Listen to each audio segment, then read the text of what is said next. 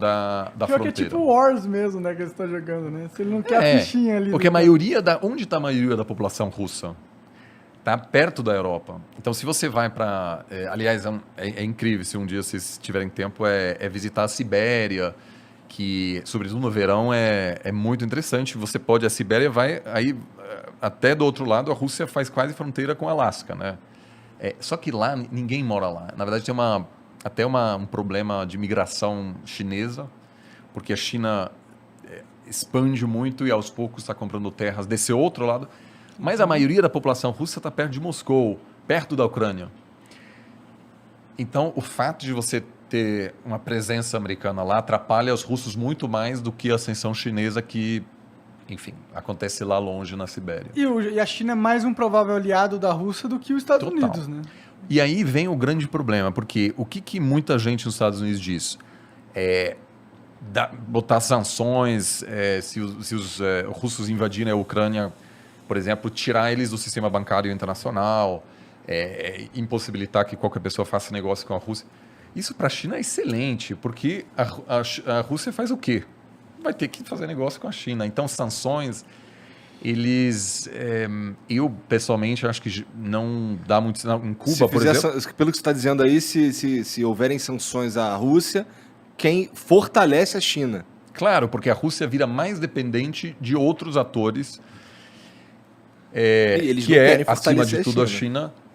E também, se você impuser sanções, o governo pode culpar qualquer problema apontando para as sanções. Dizer, a gente está super mal, mas é a culpa dos outros.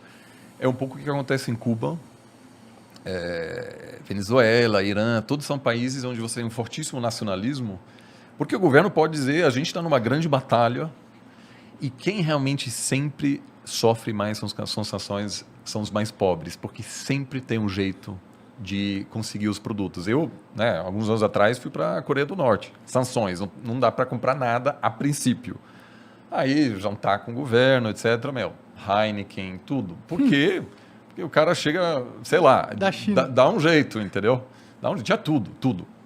Então, a elite política não sofre com sanções, porque sempre conhece alguém que conhece alguém, tal, que traz... Quem sofre é a galera mais pobre. Então, eu espero muito que essa não será uma das respostas do Ocidente, se tiver um conflito.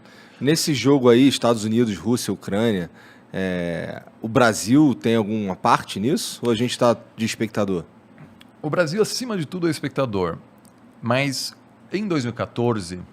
quando a Rússia invadiu a Crimeia, que é uma península que tem um significado super importante na história russa, onde a elite russa tirava férias, é o mais próximo que eles têm assim de uma, enfim, de uma região de veraneio, assim, basicamente, né, que tinha um potencial enorme de turismo. Eu fui alguns anos atrás e, enfim, a infraestrutura não é ideal, mas poderia se tornar um grande centro turístico.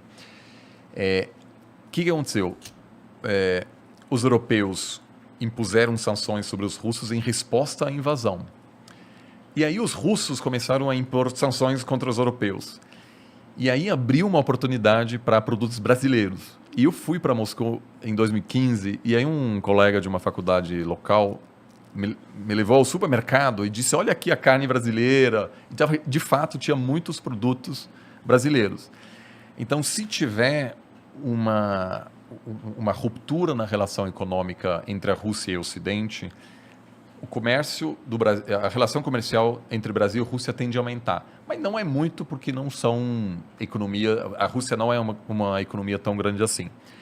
Agora, o Bolsonaro tem uma viagem marcada para Moscou no mês que vem.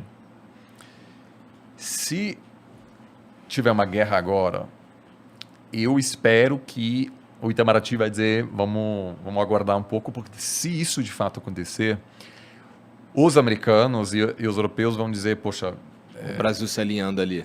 De certa forma sim, porque você está prestigiando, né? Você está fazendo uma visita de Estado, que o Bolsonaro está nem aí. Ele quer viajar porque ele precisa fazer uma viagem igual ao Lula, que foi recebido como um grande chefe de Estado. Quer se mostrar como presidente, né? Então, eu espero que ele tenha um pouco de paciência, porque isso pode atrapalhar um pouco a relação do Brasil, acho que com os Estados Unidos e com a Europa também. Mas será que não é legal pro Brasil? Eu não manjo nada, mas será que não é legal pra gente estar sendo amigo da China, já que eles são a próxima grande potência? Total, não, precisa. O Brasil, por estar muito longe, tem um potencial de ser amigo da China, da Rússia, da Europa e dos Estados Unidos. Né? A gente não tem fronteiras, não é? A gente não é ideia. Exato. Então, assim, o pior que o Brasil pode fazer é importar essa nova guerra de potência. Então, se você é de esquerda, se é pró-China, se você é de direita, se é pró-Estados Unidos. Não importa. O Brasil pode ser amigo de.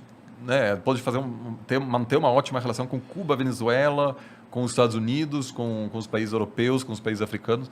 E usar isso como oportunidade, Exato. né? Por isso, por exemplo, assim, agora tem um debate se o Brasil entra na OCDE, que é um grupo de países, acima de tudo, europeus, mais ricos.